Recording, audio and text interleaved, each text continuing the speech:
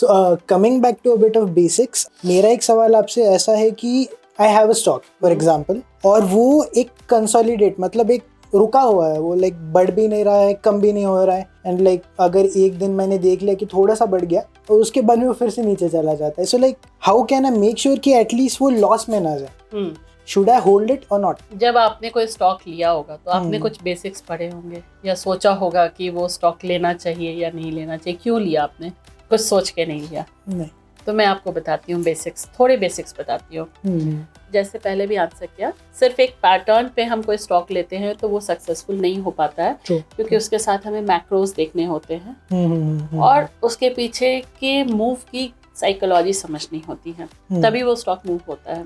अब आपने किसी कंपनी के स्टॉक को ले लिया जहां उसमें कोई ब्रेकआउट नहीं आया, मतलब वो एक कंसोलिडेशन फेज में ही था और वहीं पे आपने कंपनी का बाय किया स्टॉक.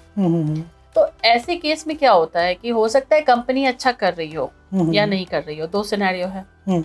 अगर नहीं अच्छा कर रही हो तो वो नीचे आ जाएगा और अच्छा कर रही हो तो कुछ दिन में वो ऊपर जाएगा. बट अभी वो रुका हुआ है, इसका मतलब है कि वो वेट कर रहा है मार्केट को सेटल डाउन करने का, क्योंकि अभी मार्केट में बहुत टर्बुलेंस है. यूक्रेन रशिया वॉर है, यूएस में प्रेसिडेंशियल इलेक्शंस थे, वो अभी चेंज हुए हैं वहाँ पे, और बहुत सी चीज़ें हैं. FIIs सेल कर रहे हैं इंडियन मार्केट में क्योंकि उन्हें यूएस मार्केट या चाइना मार्केट में पैसा लगाना है.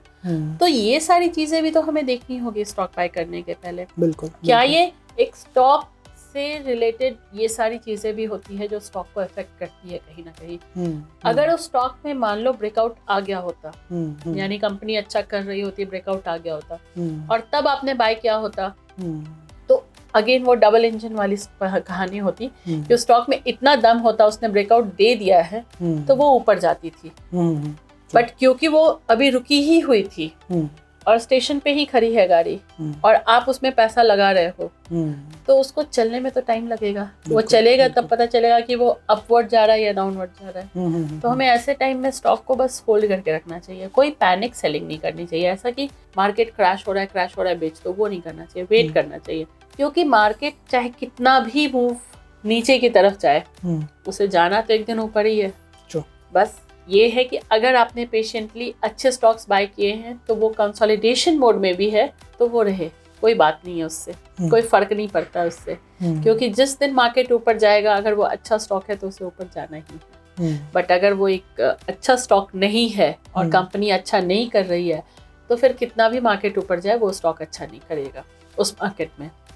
तो हमें कभी भी स्टॉक लेना है तो पहले तो ये देखना है कि ये स्टॉक सच में ऊपर जाने लायक है या नहीं है. अगर वो अपनी ताकत दिखाता है तभी हम उसे बाय करते हैं और उसे अपने पास रखते हैं. और उसके बाद भी नहीं चल रहा है, ताकत होने के बाद भी, इसका मतलब है कि आप एक गेम खेल रहे हो जिसमें आप अपने ओपोनेंट को खींच रहे हो और ओपोनेंट के पीछे इतनी सारे और लोग हैं कि वो उसको उधर बचा रहे हैं. तो वैसे में आप अपने ओपोनेंट को खींच नहीं सकते हो. वो खुद ही आएगा जब पीछे वाले सारे हर्डल्स क्रॉस हो जाएंगे. तो हमें वेट करना है. मैंने कोशिश की एकदम लेमन टर्म्स में समझाने की, because this is very technical, but लोग आसान भाषा में अगर समझ जाए तो क्या जरूरत है टेक्निकल यूज करने की. बिल्कुल. इससे ना और एक क्वेश्चन ऐसा आता है कि अभी कुछ स्टॉक्स होते हैं जो स्टार्ट आउट करते हैं, मतलब एकदम जीरो से. लाइक IPO वाले. लेट्स सपोज कि एक स्टॉक है जो अभी आया है, और ऐसे कुछ स्टॉक्स है like they are in a long run, उनकी प्राइसेस भी ज़्यादा है. So like for example let's suppose 10,000 for one.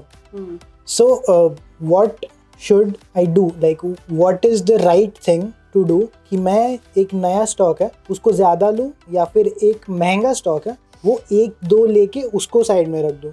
बहुत अच्छा क्वेश्चन है आपका, और ये क्वेश्चन हमारे लाखों व्यूवर्स जितने हैं उनके मन में भी ये क्वेश्चन आते होंगे. क्यों? क्योंकि लोग सोचते हैं कि मैं अगर 2 रुपए का या 10 रुपए का स्टॉक लूं तो वो 1 रुपए बढ़ेगा और मैंने 1 लाख लगाया है तो मेरा इतना प्रॉफिट हो जाएगा. पर वो ये नहीं सोचते कि इसमें रिस्क कितना है. 10 ही रुपए का तो वो स्टॉक है, कभी भी वो नीचे आ सकता है, because it is a penny stock. बिल्कुल. जहाँ रिस्क बहुत ज्यादा है तो आप रिटर्न अगर कैलकुलेट करें तो आप बहुत खुश हो, पर आपको रिस्क भी तो कैलकुलेट करना होगा. पर कोई अगर ऐसा स्टॉक जो 10,000 रुपए का है, उसमें 10,000 पीछे आने की चांसेस बहुत कम है, बिल्कुल थोड़ा बहुत ऊपर नीचे हो सकता है। हम्म और वो 10,000 तक पहुंचा है, मतलब उसमें बहुत स्ट्रेंथ है, तभी वो 10,000 तक पहुंचा है। तो स्टॉक मार्केट टेल्स यू कि आप वैसे स्टॉक बाय करो जिसमें पावर बहुत ज्यादा है, स्ट्रेंथ बहुत ज्यादा है। जब भी आप कोई स्ट्रॉन्ग स्टॉक को बाय करोगे तो उसमें वो प्रोबेबिलिटी ऑफ ऊपर जाने की बहुत है। अब मान लो आपके पास 1 लाख ही है और आपको किसी स्टॉक में लगाना है, तो आप 10 क्वांटिटी खरीदो, वो मान लो 10,000 से 12,000 जाता है, आपको तो 20% का फायदा हो गया ना।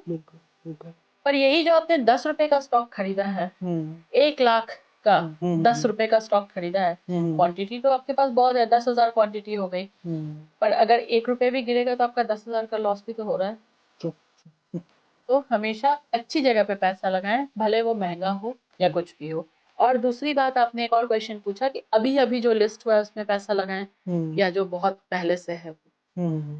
अभी अभी जो लिस्ट हुआ है उसकी चार्ट आपके पास नहीं है, टेक्निकल चार्ट बनने में टाइम लगता है, ट्रेंड पता करने में टाइम लगता है, क्योंकि वो चार्ट धीरे धीरे बनती है over a period of months, और फिर हम उसे एनालाइज करते हैं।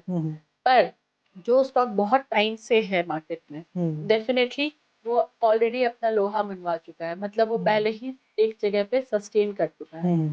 तो ऐसा नहीं है आईपीओ वाले स्टॉक्स खराब होते हैं, पर आईपीओ वाले स्टॉक्स में टेक्निकल चार्ट्स नहीं होते हैं, तो आपको थोड़ा फंडामेंटल पढ़ के आप चाहें तो आप आईपीओ वाले स्टॉक्स ले लीजिए। टेक्निकल के बेसिस पे आपको हमेशा पुराने स्टॉक्स मिलते हैं जो काफी मजबूत होते हैं पहले ही। फंडामेंटल्स पे आप लो और लॉन्ग टर्म की दृष्टि से रखो, तो आईपीओ वाले स्टॉक्स भी आपको अच्छा रिटर्न देते हैं।